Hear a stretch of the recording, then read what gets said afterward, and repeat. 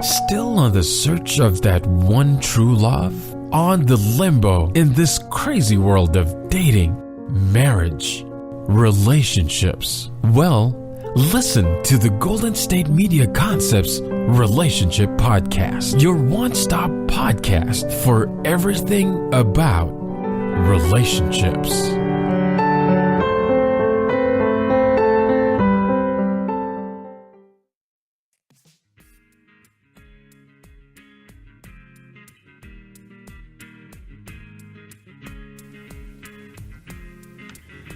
Hello, and welcome to Golden State Media Concepts Relationships Podcast. I am your host, John Johnson, and I'm going to talk about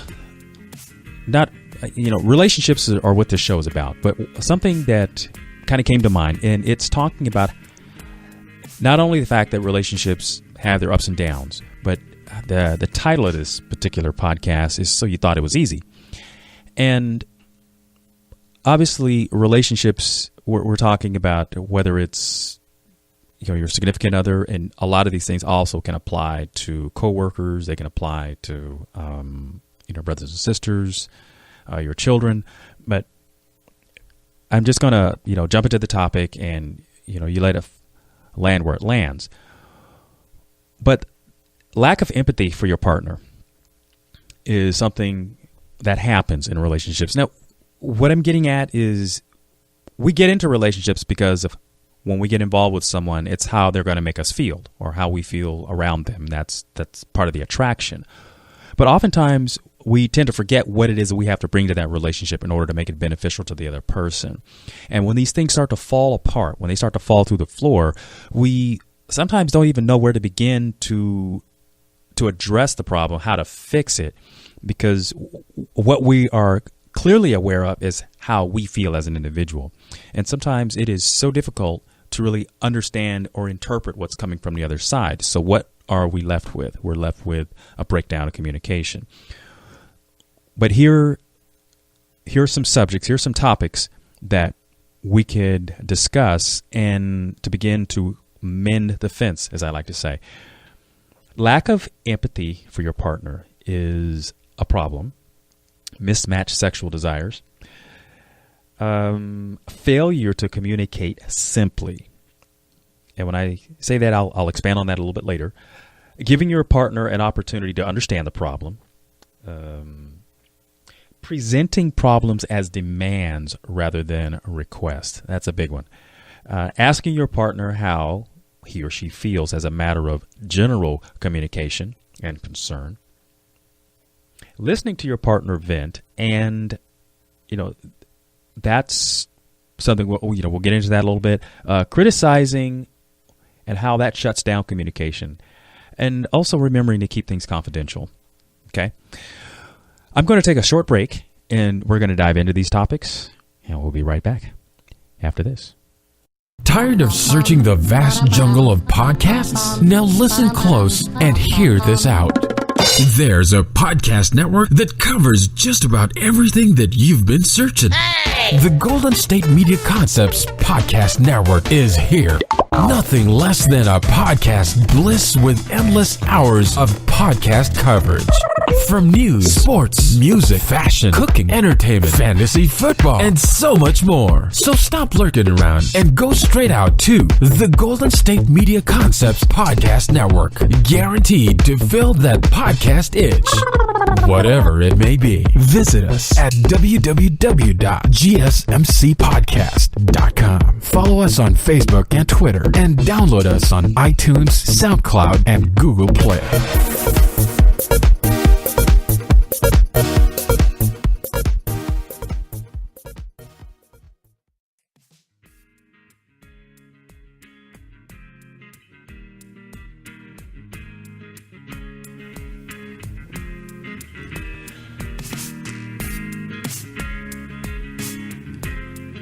And welcome back to Golden State Media Concepts Relationships Podcast. I'm your host, John Johnson. And before that break, I listed a few things that we were going to talk about in this segment.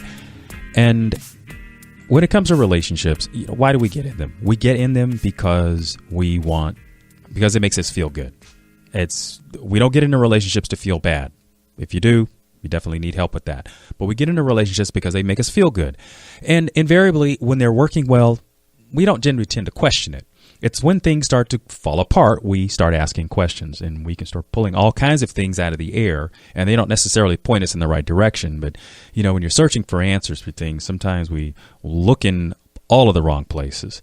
But one of the things that I brought up in terms of the list of things that happens in a relationship, I'm talking about some of the negatives here, is a lack of empathy for your partner. That can be a pretty big one. Why does that happen? Well, a lack of empathy. What empathy is, it's the capacity to feel what your partner is saying. There's sympathy and there's empathy.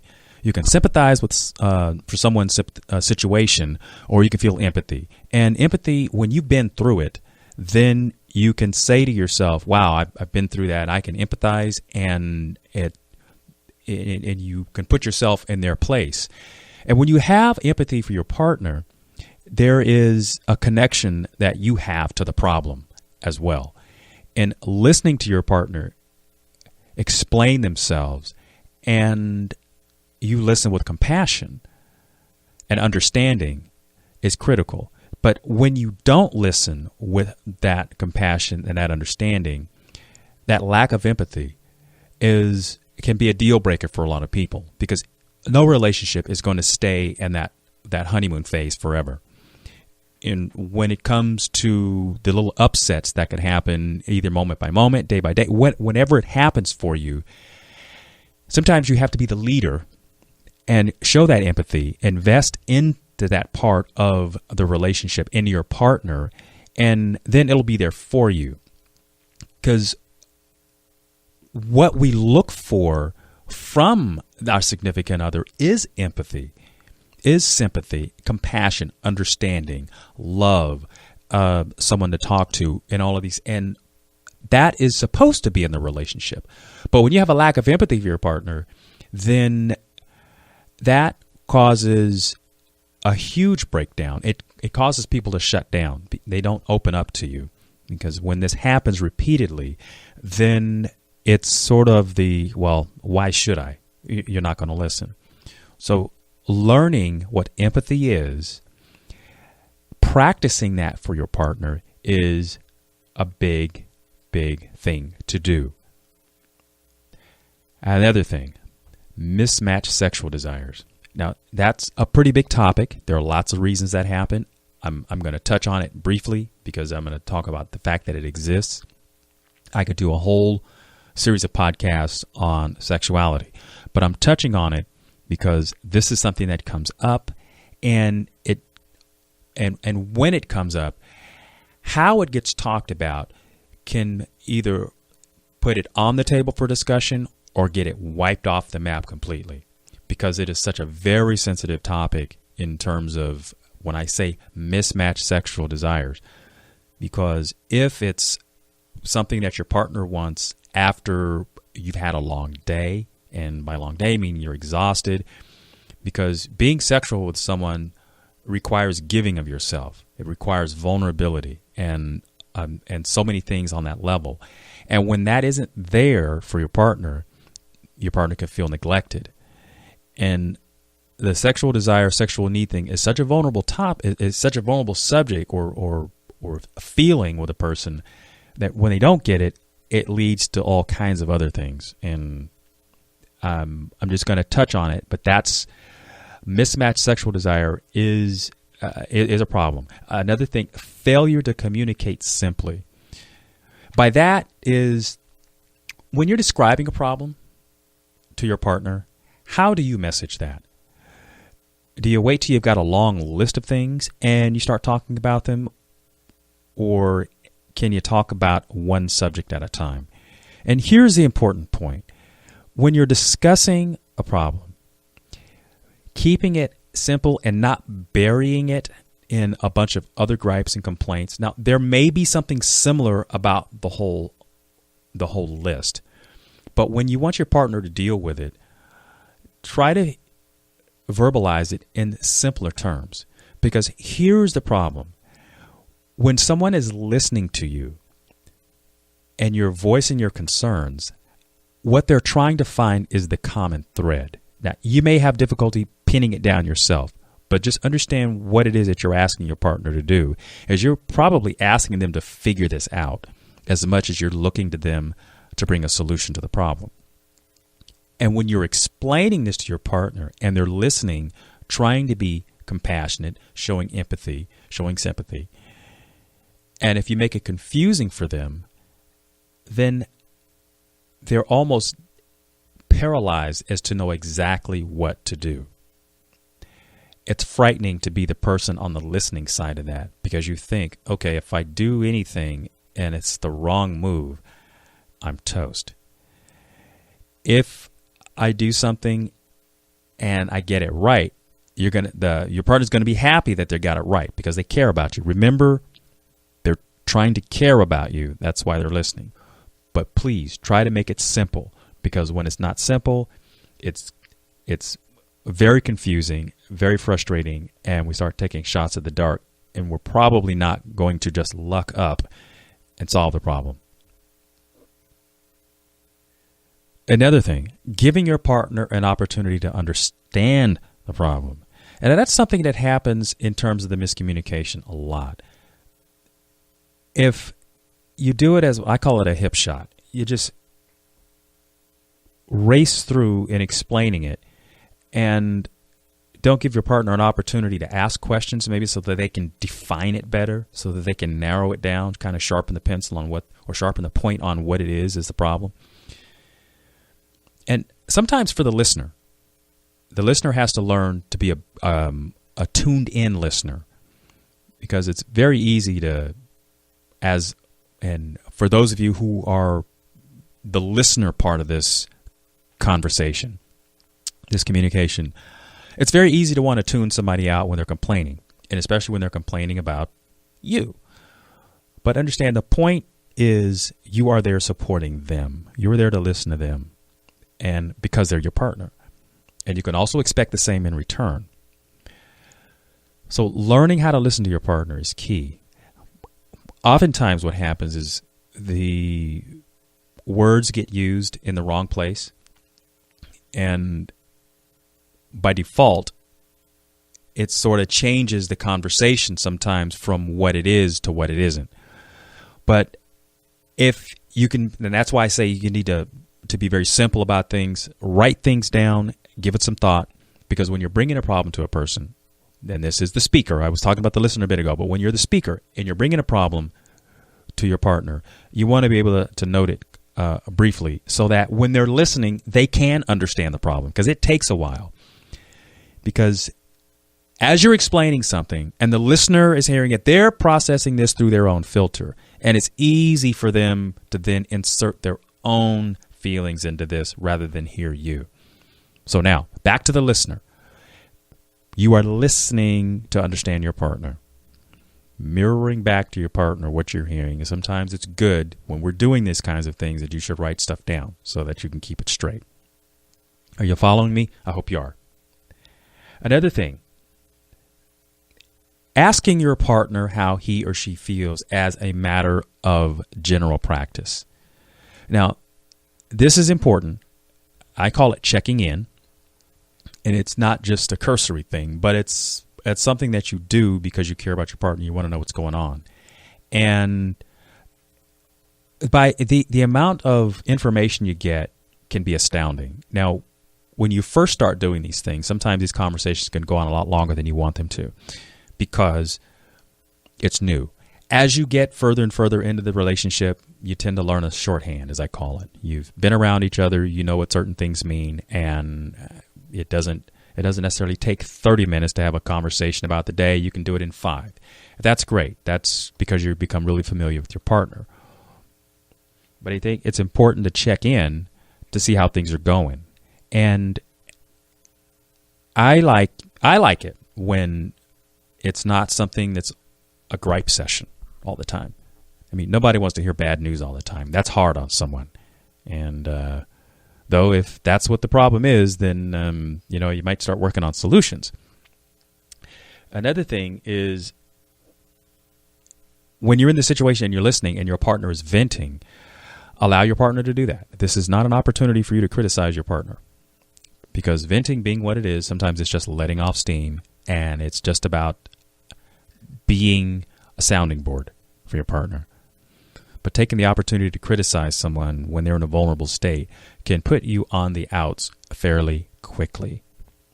And I think another big one, and this is something that's important for relationships, is keeping it confidential. If two people are in a relationship, it's the two people. I mean, if you have a therapist and you're in your therapy session, that's an opportunity to share things.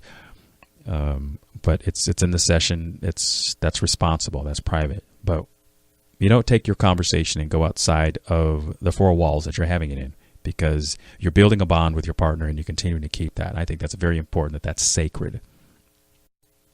Now, part of the reason I brought this topic up is because I found that over long periods of time that these are the kind of things that tend to create some of the upsets in relationships.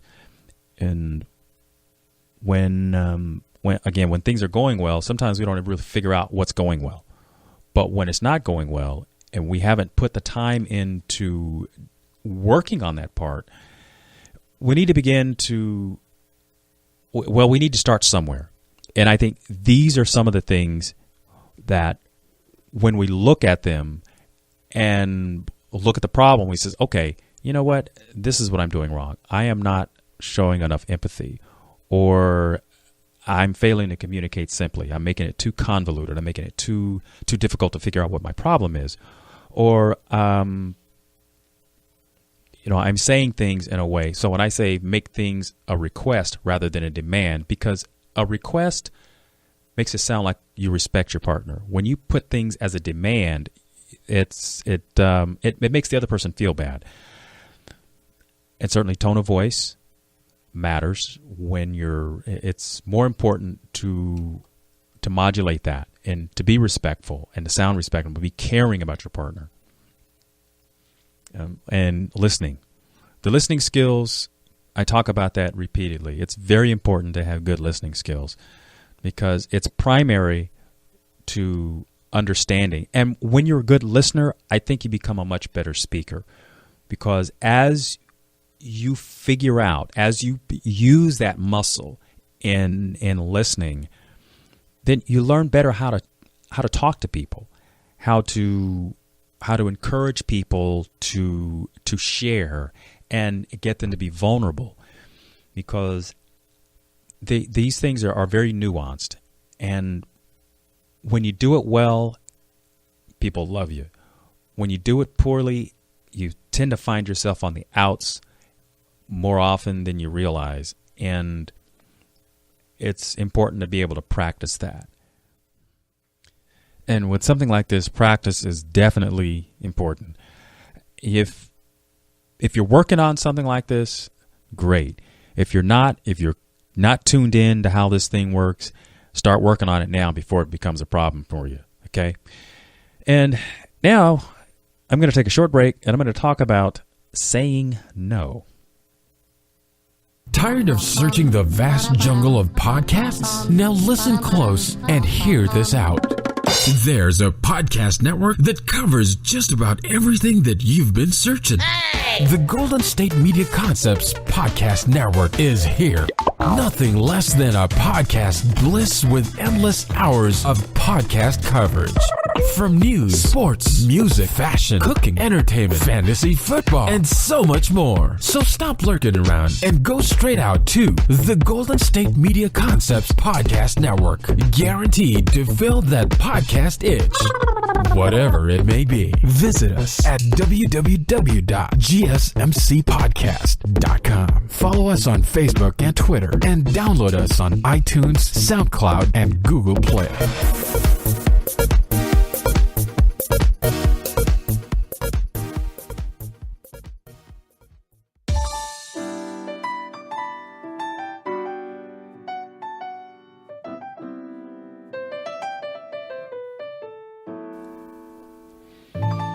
Hello there, welcome back. I'm John Johnson, and this is the Golden State Media Concepts Relationships Podcast. Just before that little musical interlude, I talked about, or mentioned that I wanted to talk a little bit about saying no. That the word no, It's one of those boundary kinds of things. It's you've learned to establish your safe zone. And by saying no, you are protecting yourself. What I've experienced in my own life is I'm a person that tends to probably have really wavy boundaries when it comes to saying the word no. And I'm talking about in the context of doing favors for friends. And if you've been in this spot, I'm sure you can easily relate. And I think the problem that I had was trying to get myself out of these situations, or not creating things that I would overextend myself and then not take care of me. So the thing about saying no, and I'm limiting this to the discussion of how you can tactfully say no to other people's requests and keep yourself intact.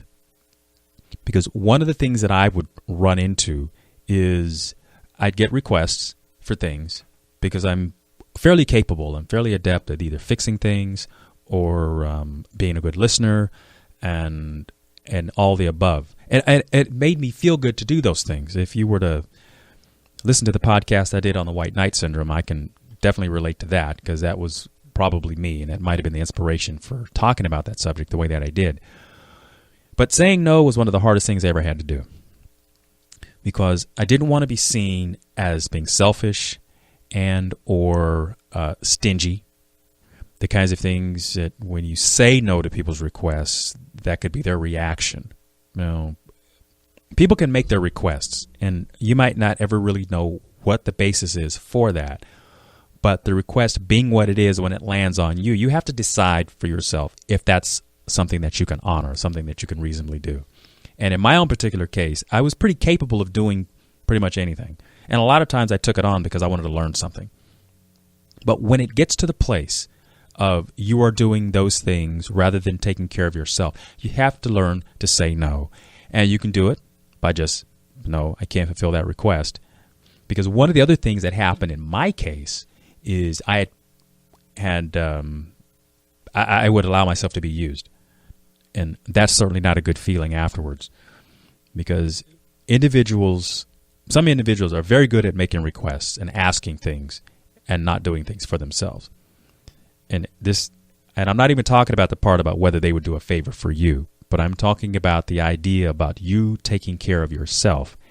And by that, by learning how to decide what's appropriate for you and establishing your boundaries, you're really protecting yourself from these endless, from parasites. Because the last thing you want to do is have all of your resources used up and you not have anything for yourself. Because developing a relationship with someone also incorporates the idea that it's a partnership, that you both put into the account, the relationship account, so that you can both draw from it.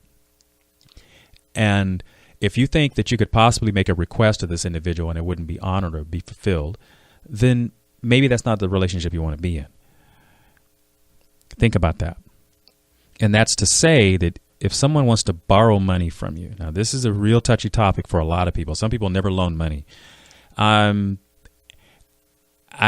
very skittish about doing that because I've obviously been burned a few times. I say never loan any more than you can afford to give, because at least at that point, if it doesn't come back, you're not you yourself in dire straits. But you got to look at the person that's borrowing.